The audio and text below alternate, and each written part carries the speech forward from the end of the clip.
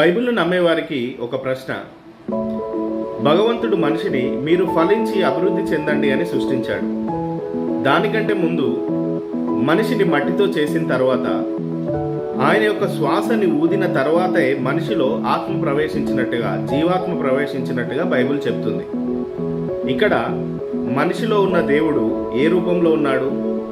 శ్వాస రూపంలో ఉన్నాడు. మనలో ఉన్న శ్వాసని మనం కాపాడుకోగలిగితే మన యొక్క ఆయుష్ ఖచ్చితంగా పెరుగుతుంది. అందుకే మెడిటేషన్ చేయమంటున్నారు.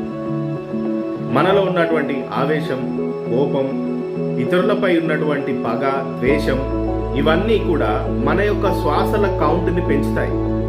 మీరు అబ్జర్వ్ చేస్తే మన యొక్క బ్రీతింగ్ పెరుగుతుంది.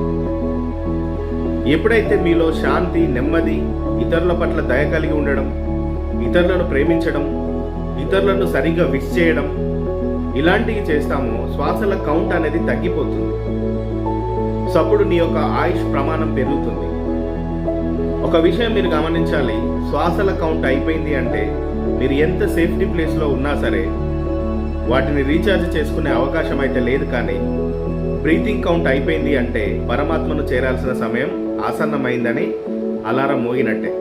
ఈ శరీరంతో ఉన్నప్పుడే ఈ దేహాన్ని దేవాలయంగా మార్చుకొని ప్రతిరోజు మెడిటేషన్ చేస్తూ మీ యొక్క బ్రీతింగ్ కౌంట్స్ని తగ్గించుకోనండి. ఇలాంటి రహస్యాలు ఎవరు చెప్పరు.